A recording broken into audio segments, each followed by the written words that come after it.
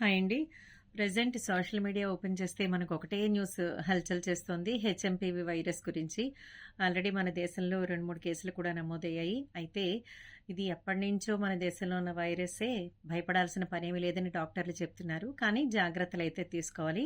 ముఖ్యంగా ఈ వైరస్ చిన్న పిల్లలకి, వయసులో పెద్దవాళ్ళకి, ఇంకా ఏదైనా అనారోగ్య సమస్యలతో ఉన్న వాళ్ళకి, ఇంకా ఇమ్యూనిటీ తక్కువగా ఉన్న వాళ్ళకి అటాక్ అయ్యే ఛాన్సెస్ ఉన్నాయని డాక్టర్లు చెప్తున్నారు. కాబట్టి ఈ సెట్ ఆఫ్ పీపుల్ కొంచెం కేర్ తీసుకోవాలి.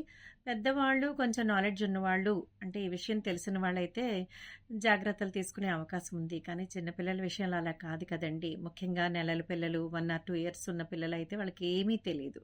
సో ఆ కుటుంబ సభ్యులే జాగ్రత్తలు తీసుకోవాలి వాళ్ళ విషయంలో. ముఖ్యంగా మంచి పౌష్టికాహారం, ఇమ్యూనిటీ పెంచే ఆహారం ఇవ్వాలి.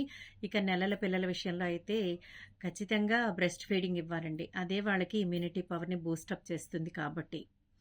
ఇక చిన్నపిల్లల విషయంలో ఎలా ఉంటుందంటే, ఆహ్, మనం ఎప్పుడైనా చిన్నపిల్లలని ఇంటికి వెళ్ళామనుకోండి, వాళ్ళని చూడగానే ముద్దుగా అనిపించి ఎత్తేసుకుంటాం. కానీ ఇదివరకుని గుర్తుందా మీకు? పూర్వకాలంలో చిన్న పిల్లల ఇంటికి వెళ్ళినప్పుడు గుమ్మం బయట నీళ్లు పెట్టేవారు బకెట్ తోటి. అంటే ఆ ఇంట్లోకి పిల్లల్ని చూడడానికి వెళ్ళాలంటే ముందు కాళ్ళు చేతులు కడుక్కొని అప్పుడు లోపలికి వెళ్ళాలన్నమాట. ఎందుకంటే వాళ్ళు చాలా సెన్సిటివ్‌గా ఉంటారు కదా! ఏమన్నా ఇన్ఫెక్షన్స్ అటాక్ అవుతాయని చెప్పేసి బయట నుంచి వస్తాము, ఎలాంటి పరిస్థితిలో వస్తామో తెలియదు కదా! అందుకని అలాగా శుభ్రంగా కాళ్ళు చేతులు కడుక్కొని లోపలికి రమ్మనేవారు పెద్దవాళ్ళు. సో ఇప్పుడు కూడా అదే పరిస్థితి అండి. ఏవైనా మనకి జలుబు, దగ్గు, జ్వరం లాంటి సింప్టమ్స్ ఉంటే చిన్న పిల్లలు, ఈ పెద్దవాళ్ళు ఉన్న ఇంటికి వెళ్ళకపోవడమే మంచిదండి కొన్నాళ్ల పాటు. సీజన్ బాలేదు కాబట్టి.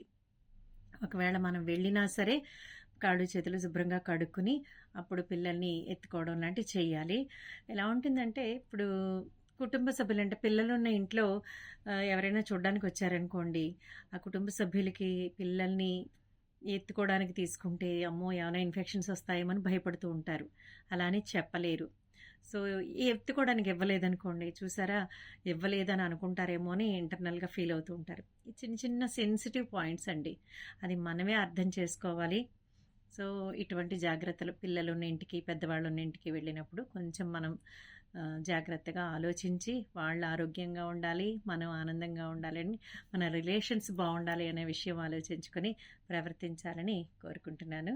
Thank you friends.